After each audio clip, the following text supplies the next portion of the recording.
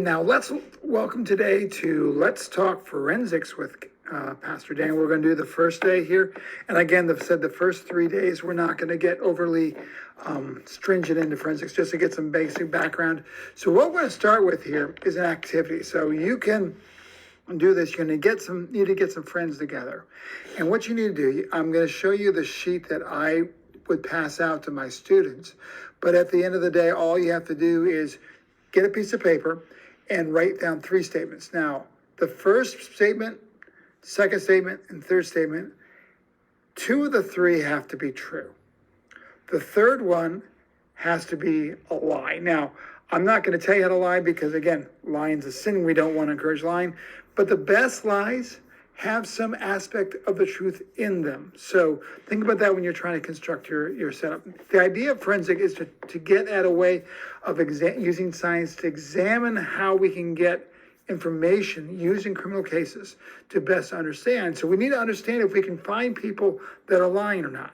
So you're going to make 3 statements, 2 of them true, 1 a lie, and then get friends together and see if you can figure out your ability to baloney detect, if you can figure out if people are lying to you or not, because that's a good aspect of forensic investigation. So you get to know me a little better. I do serve as an assistant pastor, and I'm a retired chemistry teacher just recently, but I'm going to give you my 3 statements. Okay, statement number 1, I wrote a book that was published. Okay, is that true? Is that a lie? Question 2, statement 2, I studied for 2 years at Oxford University in England. And statement number 3, I've been skydiving before. Okay. Now, you can put down Pastor Dan, suspect, that's my name. Which statements? The first one, I said I wrote a book. Second one, that I studied for 2 years at Oxford University. And third one, that I went skydiving. Which 2 of those do you think are true? And which one do you think is a lie? Okay, I'll give you a few seconds. All right, now you want to know? Okay, I have written a book. It is a Christian fiction. It didn't sell a whole lot of copies. Not because I don't think the story was good. I actually had a book reviewer review it, said that the story was very well done. But the problem is you can tell that I teach chemistry, not English. Go say.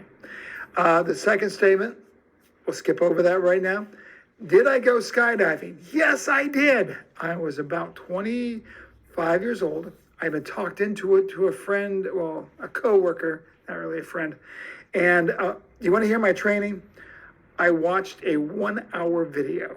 After the 1-hour video, they had me holding on the strut of a plane being dragged at 80 miles an hour. I had a rope connected, 150-foot rope connected to my pull cord. I let go, dropped instantly. All I could say all the way down is, oh, dear Jesus, please get me down. I'm so sorry. I'll never do this again. It was terrifying. I was scared spitless, and I had so much sweat on my hands. Not very smart of me. I went to go see the movie. I watched the movie Cliffhanger, and the first scene of that, the mountain climber falls out of a harness, and I'm looking at that harness going, oh, Father God, please get me down. I'll never do this again. I have a friend of mine that was an Army Ranger, and I told him that I watched a 1-hour movie, then went out of the plane. He told me that's the dumbest thing you've ever heard in my life.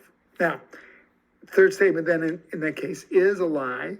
I did get a chance to study at Oxford for 2 weeks when I was in my last year of college. Get a chance to see the country, very nice people. Can't cook very well, I'm sorry, I'm Italian. But I didn't stay there for 2 years. So those are my 2 statements. How'd you do? Did you identify what was true, or did you have problems? It's okay. Those are things we work on. So get some friends, get together, see if you can come up with, and try to identify the ability to identify the truth. So that's the first thing we need to do. That's our first day activity. So what I would do in class is I would have everyone going around, and then we discuss all those kinds of things. That's day 1. Whole day wasn't too bad. Take care. God bless.